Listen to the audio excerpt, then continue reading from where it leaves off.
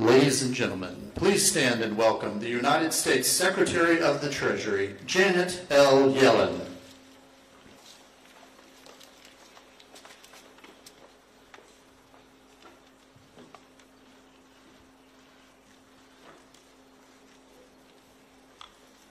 Thank you all for being here today. I'd like to begin by speaking about the groundwork that we have laid over the past year. Last April, I outlined our administration's approach to our economic relationship with China. President Biden and I are clear-eyed about the complexities of this relationship. Our priorities include protecting our national security and that of our allies, advancing an objective of a healthy economic relationship with a level playing field for American workers and firms, and cooperating on China where both countries can and must. It's undeniable that the U.S.-China relationship is on a stronger footing today than this time last year. And this was not preordained. It was the direct result of President Biden's guidance to me and his cabinet to intensify our diplomacy with China and put a floor under the relationship. Over the past year, I've met in person with my Chinese counterpart, Vice Premier He Lifeng, 3 times, including in the San Francisco Bay Area, where I call my second home. We established economic and financial working groups that have seen substantive, in-depth conversations. These build on the candid and constructive meeting between President Biden and President Xi in Woodside, California last November. Through these exchanges, my team and I have been able to advance the interests of the American people. We've set forth our own economic policy priorities and gained an improved understanding of China's. We've advocated for specific steps to ensure American workers and firms are treated fairly. We've directly communicated American national security concerns, and both countries have clarified potential misunderstandings to prevent unintentional escalation. And we've restarted cooperation on issues where our interests coincide. Last November, the Vice Premier and I took the important step of affirming key areas of agreement, including a commitment to work toward a healthy economic relationship that provides a level playing field for both countries. This progress matters. Given the size of our economies, the U.S.-China economic relationship is among the most important bilateral economic relationships in the world. And it matters deeply for American workers and firms. In turn, the American people expect their leaders to do the hard work of economic diplomacy. That's not the type that always generates headlines. It's one that keeps at it despite the noise in order to advance a responsible approach to the complex challenges that we face. President Biden and I are committed to such an approach, and it's what brought me here to China. Over the past week, I've had the opportunity to make progress on issues that matter to Americans. I've had productive, direct, and extensive meetings over 4 days in Guangzhou and Beijing with China's economic leadership, including Premier Li, Vice Premier He, Governor Pan, and Finance Minister Lan. I've also met with those outside of the central government, including American and other foreign businesses, Chinese academics and students, and local government leaders with practical, on-the-ground economic policy responsibilities. Let me outline 3 areas where we've made significant progress this week. First, Vice Premier He and I agreed to launch intensive exchanges on balanced growth in the domestic and global economies. This represents an important part of my effort to advocate for American workers and businesses and gain a better understanding of certain PRC macroeconomic policies. Let me explain. During conversations this week, I underscored again that the United States does not seek to decouple from China. Our two economies are deeply integrated, and a wholesale separation would be disastrous for both of our economies. Even as we take action to diversify our supply chains, we seek to preserve the broader trade and investment relationship that can benefit American workers and firms. China is a key market for American products and services, and competition between our firms can spur greater dynamism and innovation in American industries. The American businesses that I spoke to in Guangzhou underscored the significant benefits of a healthy economic relationship. At the same time, I expressed concern to senior Chinese officials that there are features of the Chinese economy that have growing negative spillovers on the U.S. and the globe. I am particularly worried about how China's enduring macroeconomic imbalances, namely its weak household consumption and business overinvestment, aggravated by large-scale government support in specific industrial sectors, will lead to significant risk to workers and businesses in the United States and the rest of the world. China has long had excess savings, but investment in the real estate sector and government-funded infrastructure had absorbed much of it. Now, we're seeing an increase in business investment in a number of new industries targeted by the PRC's industrial policy, and that includes electric vehicles, lithium-ion batteries, and solar. China is now simply too large for the rest of the world to absorb this enormous capacity. Actions taken by the PRC today can shift world prices.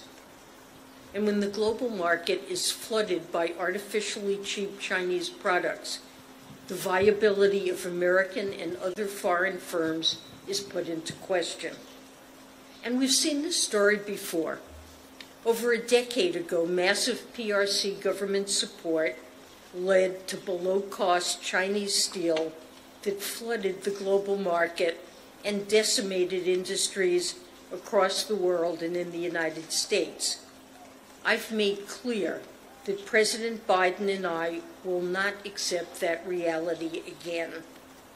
I know that these serious concerns are shared by our allies and partners from advanced economies to emerging markets. China's excess capacity is built up over a significant amount of time, and our concerns will not be resolved in a week or a month. But the exchanges that we announced during this trip will provide a dedicated structure for us to raise our concerns about China's imbalances and overcapacity among a wide range of other topics in a detailed and targeted manner.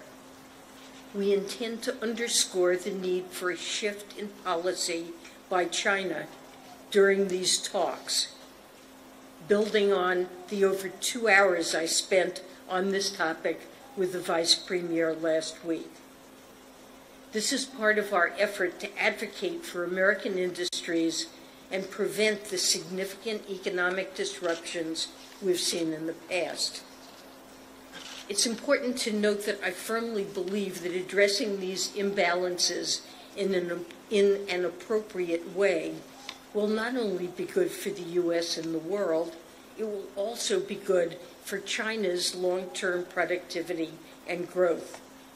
Importantly, we have and will continue to emphasize that our concern about overcapacity is not animated by anti-China sentiment or a desire to decouple.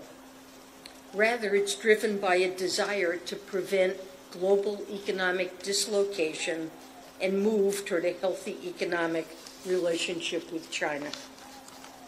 Second, I was pleased to announce that we're expanding cooperation with China in our shared work against illicit finance.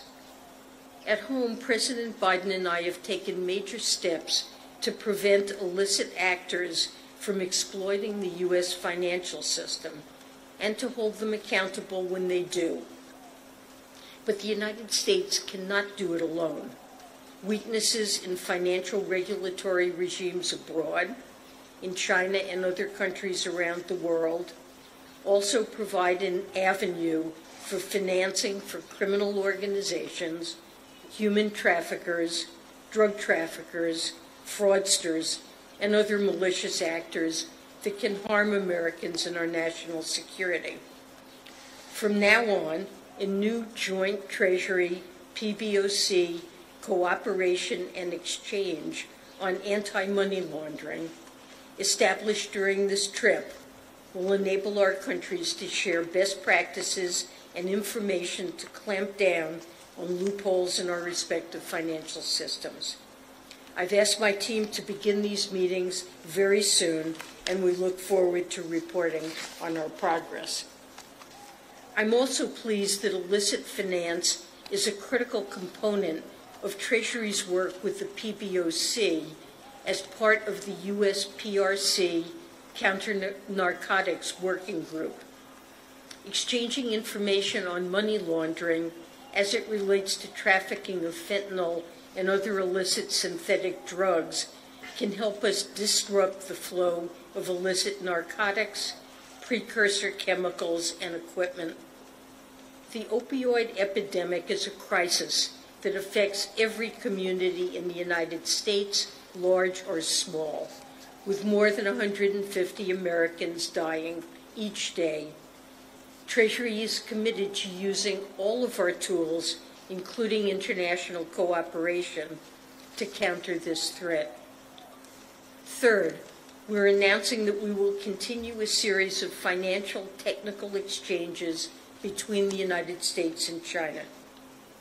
Just like military leaders need a hotline in a crisis, American and Chinese financial regulators must be able to communicate to prevent financial stresses from turning into crises with tremendous ramifications for our citizens and the international community. Over the past few months, we've hosted several exercises with China, including on how we would coordinate if there were to be a failure of a large bank in either of our countries. I'm pleased that we will hold upcoming exchanges on operational resilience in the financial sector and on financial stability implications from the insurance sector's exposure to climate risks. These are the types of discussions that we have with other major economies.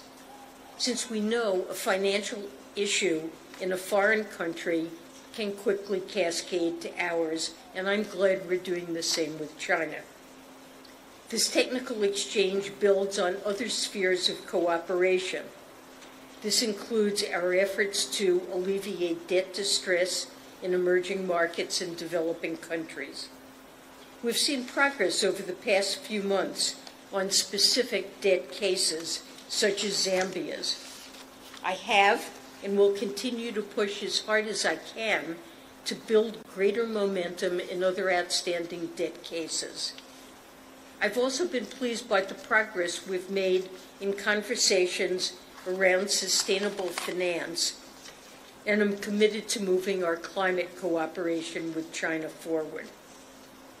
Alongside these specific steps, I also exchanged views with Chinese officials on the macroeconomy and national security. I shared my assessment that the American economy remains strong, with President Biden's historic economic agenda driving both our current resilience and long-term growth. We also discussed risks to the resilient global outlook. I was able to learn more about how the Chinese government views their current economic and financial situation and the steps that they have and are contemplating taking. These exchanges help inform our government's own economic decision-making. We also had difficult conversations about national security. President Biden and I are determined to do all that we can to stem the flow of material that's supporting Russia's defense industrial base and helping it to wage war against Ukraine. We continue to be concerned about the role that any firms, including those in the PRC, are playing in Russia's military procurement. I stress that companies, including those in the PRC, must not provide material support for Russia's war, and that they will face significant consequences if they do. And I reinforce that any banks that facilitate significant transactions that channel military or dual-use goods to Russia's defense industrial base expose themselves to the risk of U.S. sanctions. We also exchanged information on the use of economic tools in the national security space. Going forward, I believe that we must continue to discuss how each side defines national security in the economic sphere. While the U.S. needs to continually evaluate its national security measures, given the rapid pace of technological development, we're committed to no surprises. We've privately and publicly laid out our perspective at length, along with the principles and processes that we undertake in formulating our policies. Our actions are implemented through transparent rules and regulations with ample comment periods. And we would welcome transparency from the PRC on its national security actions and greater clarity on where it sees the line between national security and economic issues. This would provide greater stability to the relationship while also helping foster confidence for firms doing business with the PRC, which is in China's interest. Vice Premier He and I committed to stay in close touch about these issues. The United States will also be hosting our Chinese counterparts next week for the 4th meetings of the Economic and Financial Working Groups, where these issues will be discussed at length. So let me end with this. The work of diplomacy is not easy, but in the few months since the Woodside Summit, and certainly since I visited Beijing last summer, we have taken major steps to stabilize the U.S.-China bilateral relationship. And during this trip, we've been able to build on that foundation to move the ball forward on specific issues that matter to Americans. That does not mean we have resolved all our differences. There's much more work to do, and it remains unclear what this relationship will endure in the months and years ahead. But as we proceed, we must remember that its trajectory is not predetermined. It depends on the choices that each of our countries make. I know that the American people expect a clear-eyed approach to China, one that proceeds with confidence about the economic strength of our country and protects our national security, while finding a way forward so that both countries can live in a world of peace and prosperity. The President and I are firmly committed to continue to deliver on that. Thank you. I'd be glad to take your questions. First question goes to Alan Rappaport, The New York Times. Thank you, Secretary Yellen.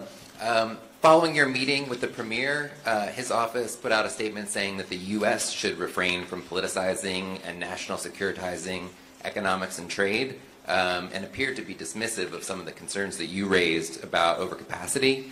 What's your response to that? And if China does not make changes, what types of measures do you think should be considered to protect the green energy industries that the Biden administration is trying to develop?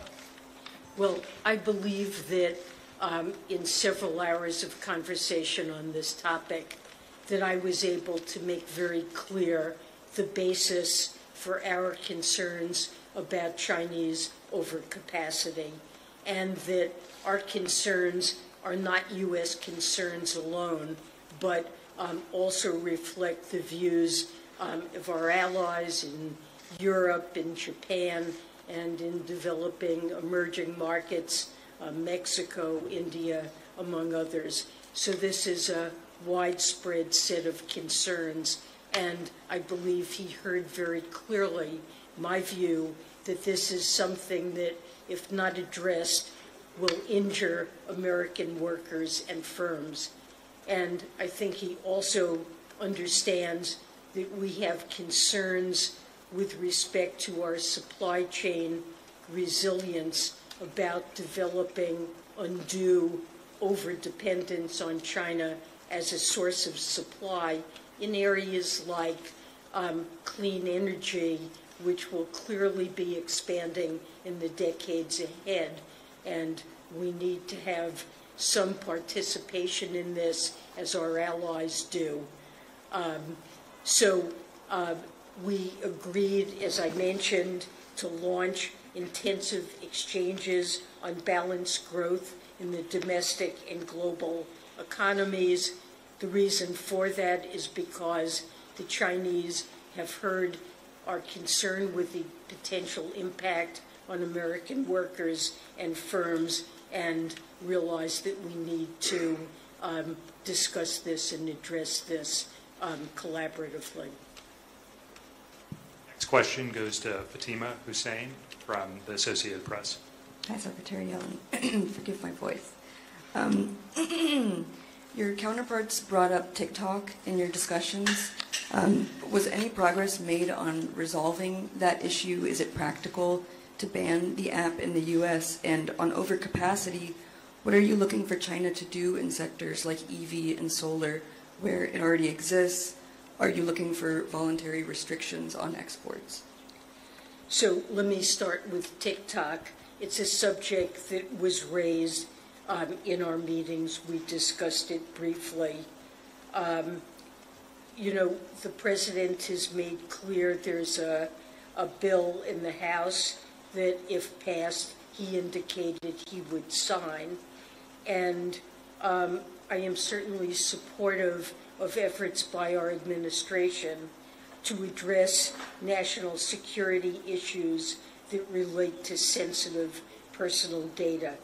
So our concern here has to do with sensitive personal data and protecting it. This is a legitimate concern. It's a concern that China, for its part, also is concerned about. Many U.S. social apps are not allowed to operate in China. We would like to find a way forward. Of course, this is important to the Chinese. The president made clear he would sign the House legislation. Sorry, there was a second. On overcapacity, whether EV, battery, solar, anything that already exists, whether you're looking for voluntary export restrictions? Well, I don't have anything specific to say here. This is a problem that has developed over many years. I think, importantly, it reflects Chinese policies that place great priority on these sectors, channel support to them, enable them to continue operating even when prices drop to very low levels due to overcapacity, and their firms don't exit the market. Instead, it's potentially our firms that have to do so.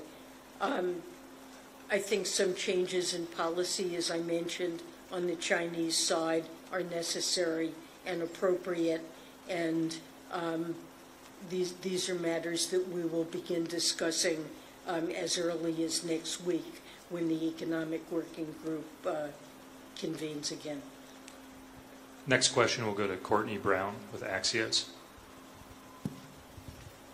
Thanks for taking our question, Secretary Yellen. I wanted to follow up on what Alan asked.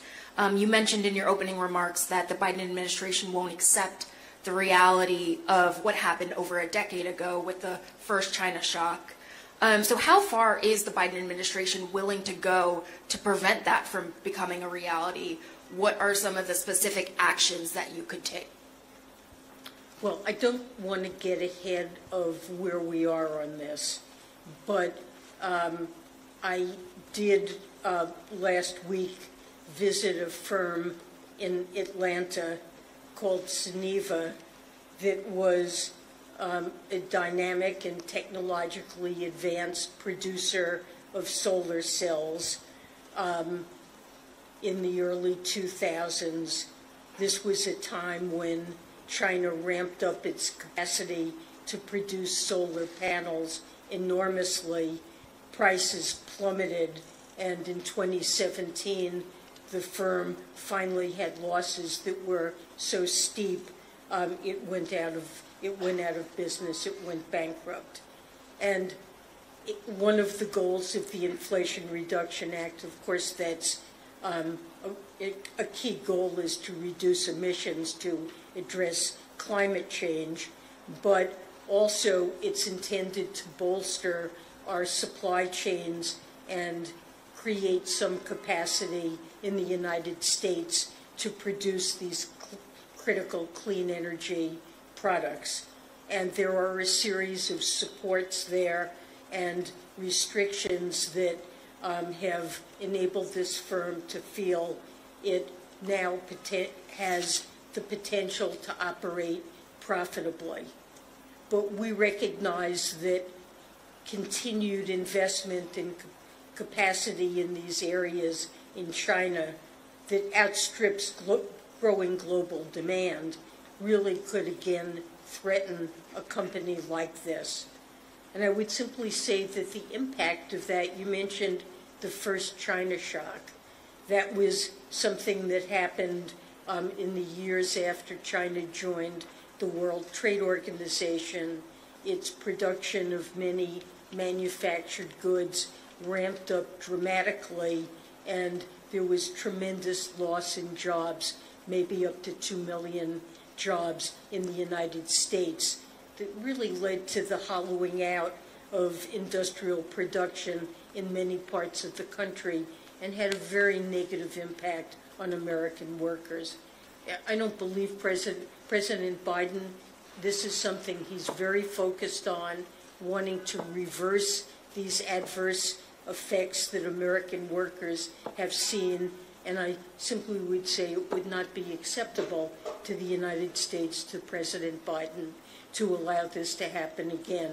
Exactly what the right tools are, I don't want to get ahead of where we are, but I believe that it's critical that our Chinese counterparts understand the importance that we place on addressing this, and I believe they have tools that they can use to ease this problem. Next question will go to Andy Durin, The Wall Street Journal. Hi, Secretary Yellen. You mentioned the recent stability in U.S.-China ties that some of this recent diplomacy has helped achieve. I'm wondering if this overcapacity issue does kind of become the worst-case scenario and a repeat of the first China shock, as you mentioned. I mean, is that something that you think has the potential to destabilize this recent momentum? I mean, is this central to kind of the future of the bilateral relationship, whether this issue can be resolved successfully? Well, it is a critical issue, and it is one that could have an adverse impact on American workers and firms if we don't find a solution. So I believe we have a commitment with the Chinese to try to work cooperatively to understand the economic concerns that each of us has. And this is a very important concern of ours. I think my job here is to make sure I've explained this very thoroughly and presented this concern at the highest levels of Chinese leadership so that they understand the importance that we attach to this. I do not want to see the U.S.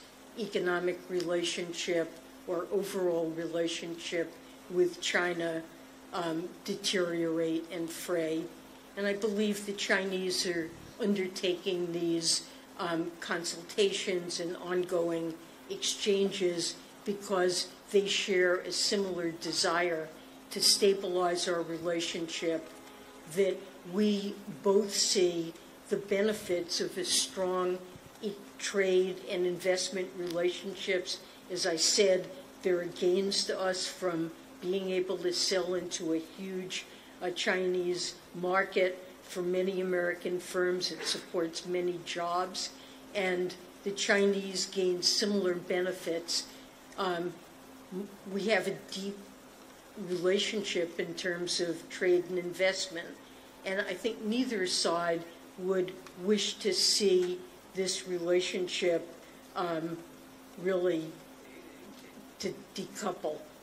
So we're working together honestly in good faith to have frank and candid discussions and to find a way forward that is constructive. Next question will go to Mark Stewart, CNN. Good afternoon, Secretary Yellen.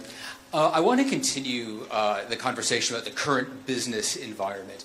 Whether it be TikTok or EVs, there is a lot of suspicion from Washington, from Wall Street, and from Main Street toward Chinese firms. Having made yet another trip now to China, I'm wondering, is this skepticism warranted? And how will you know if a threshold has been reached, a new level of comfort for American firms to feel encouraged to do business here in China?